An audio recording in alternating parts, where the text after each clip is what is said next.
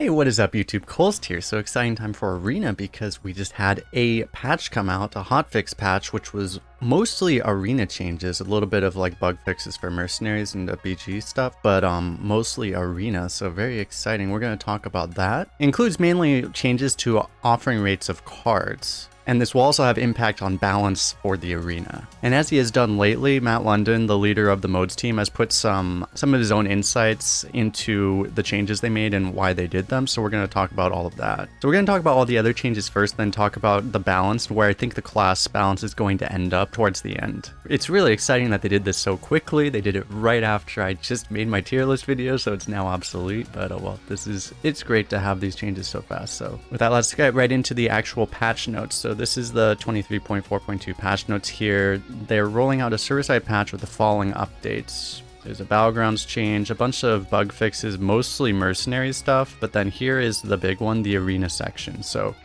they've removed Goblin Bomb, Naval Mine, Helmet Hermit, and Frozen Mammoth in the arena draft pool, and they made several appearance rate adjustments to impactful neutral cards and to Demon Hunter, Druid, Hunter, Mage, Paladin, Priest, Rogue, and Shaman. So just off the patch notes, this is rather vague and doesn't really tell you exactly. They don't even tell you which classes they move up or down, but that's where we need to get into Matt London's tweets here, because he gives a lot more insight into that. So here are Matt London's tweets. He says the arena adjustments are here. They removed cards he removed. He just repeats everything that the patch said. We had two goals with the composition sets this arena meta: focus more on recent sets to ensure modern design, and choose sets that had interesting synergies with the new sets, basically explaining why they made it mostly a standard rotation, also why they brought back dragons and mechs, because you know the recent set has dragons and mech, kind of what we already knew, but good to hear confirmation that that's what they were thinking. He says here, a few cards that had previously been removed due to low power level were re-added previously, you know, talking about Naval Mine,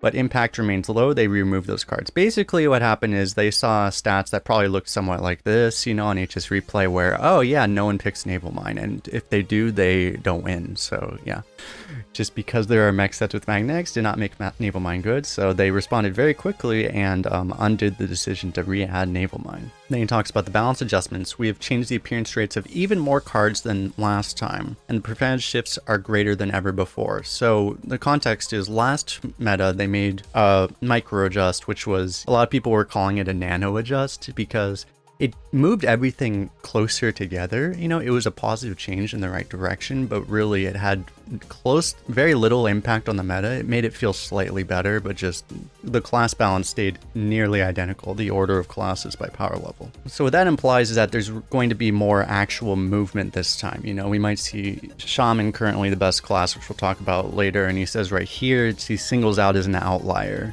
Might not be the best class anymore, and I would predict will not be. And potentially Priest, I think Priest might still be the worst class, but we'll see, right? We'll talk more about that later. And as well, he's adding an important detail, which is that effectively some commons will now be as rare as epics. I think, you know, for other cards that they adjusted here, we're just looking at the stats, like they had already adjusted, you know, Gangplank Diver, they put like something like a 35% offering penalty. Mothership, they put like a 15% offering penalty. Knight Captain about the same. Kind of implies here that they might be going further with those adjustments and also applying those adjustments to more cards. Basically, you know, the idea is to nerf super powerful neutral cards, so these won't be the cards that are frequently deciding games, which I think is a great change. It'll be interesting to see. We don't know right now. He hasn't put insight into which cards exactly they touched, but some of the most obvious ones they might have touched. I don't know if they're touching School Teacher, because School Teacher was left out kind of because it's a cool and interesting card, but maybe they're hitting that one now. But the most obvious ones, I would predict that Twin Tyrant and Venomous Scorpid are the most likely ones that they're touching now. I watched the Green Gut podcast where they talked about the same stuff, and their words were basically, I don't think any card has made more players quit Arena than Twin Tyrant. So hopefully this card gets completely neutered. It came back at a very high offering rate, so let's hope that it goes away for a while. But of course, I'll be keeping an eye on these changes to kind of get in the sense of what actually happened. And the one last insight he makes here is he talks about, as the format evolves following these changes, we will monitor the power level of Discover effects which have impacted drafting, power spikes, and game length. So this is a very interesting comment, because this could really mean like a whole lot of things, right? Discovers, what could they do to Discovers? Some people suggest, like, you know, basically making Discover options reflect the rarity of the cards, making you know, maybe legendaries appear way less. So the game becomes less about, you know, discovering colossals and things, or raid boss elixir, things like that, but also maybe more directly having them reflect the power level of the cards. Or, you know, they could just make discover less common in general, adjust some of those cards down. Power spikes as well is interesting, just talking, you know, a lot of the power spikes right now come from, you know, very powerful legendaries. So could that mean limiting some of those? And as well, they talk about game length, because one thing that has happened with this patch, I believe, is that, you know, game length has gotten a bit longer because so much of the power right now comes from late game cards. Games don't tend, sometimes they do, but games don't tend to end as quickly as they used to. So games are getting longer. And it does seem like they address this a bit with these balance adjustments, which we're going to talk about in a second. But I do think it's an interesting topic because, you know, one of the things is if you have to, like, if you have a terrible deck and it takes a long time to lose, it makes the game feel worse, right? But if you lose more quickly, it might feel less bad. So I don't know if that's what they mean exactly, but I think that's an interesting topic here. Really, I feel like I could make a whole video about just this tweet right here, this individual tweet, because there's just so many ways you could go off. So I won't do that right now in the interest of time for this video. But I'd be interested to hear what you guys think in the comment section below. Maybe we'll talk about it in a future video. But with that, let's go more into detail about these actual balance adjustments. Here's a separate tweet that Matt London made. Somebody, Kai asked, who's actually the moderator of the Arena HS subreddit. He asked for more detail, and specifically he specified which classes were moved up and which classes were moved down. So Priest, Hunter, Demon Hunter, Druid, and Mage should be increased. Shaman, Paladin, and Rogue should be decreased.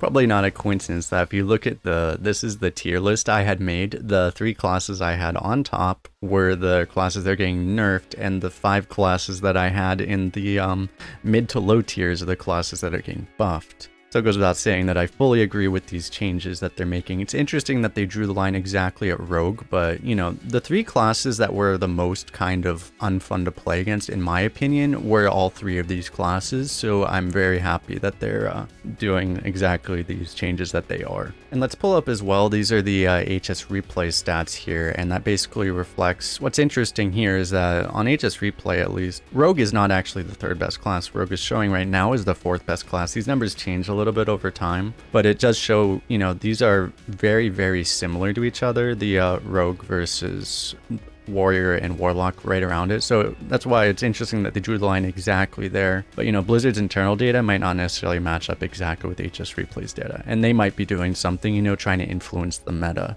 as well. In my previous video, I talked about how basically Warrior and Warlock were the kind of the more fair tempo classes, and a few of the classes more towards the bottom were also a lot of the tempo classes. So I think they're trying to influence the meta a little bit with these changes as well, trying to make the meta a little bit less about, you know, scamming games and just getting late game discover and winning with that, and more about, you know, actually playing something that resembles Hearthstone. So the question then becomes, what is the balance going to look like after all of this settles out? The hotfix should be live as far as we know already. And now the only things we know, we just don't know how much exactly they adjusted each class that they adjusted. He did specifically in the tweet call out Shaman as a positive outlier, and of course Priest as a negative outlier. So I would expect that those classes are getting adjusted harder than the other classes that are being adjusted. But still, in general, the way these adjustments tend to work out is the best classes will often be either the classes that don't get adjusted, which were Warrior and Warlock, or classes, or the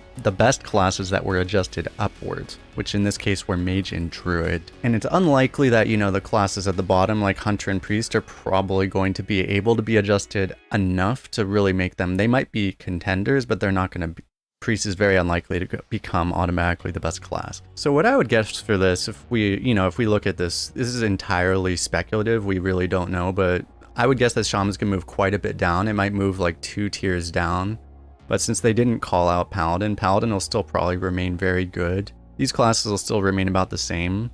Rogue will probably go down a bit, but then like these classes, if there are any classes that'll probably going to be the best class, if there is going to even be a top tier, it's probably going to be one of these 2 classes, right? Either Druid or Mage. Druid has one of the best card pools right now, and they were only down here because they had been adjusted down from last meta. So that would be probably the biggest risk of them possibly over adjusting them back up, because if they even undo the nerfs, and they said they were adjusting more this time, it's very possible that Druid shoots straight up to S tier.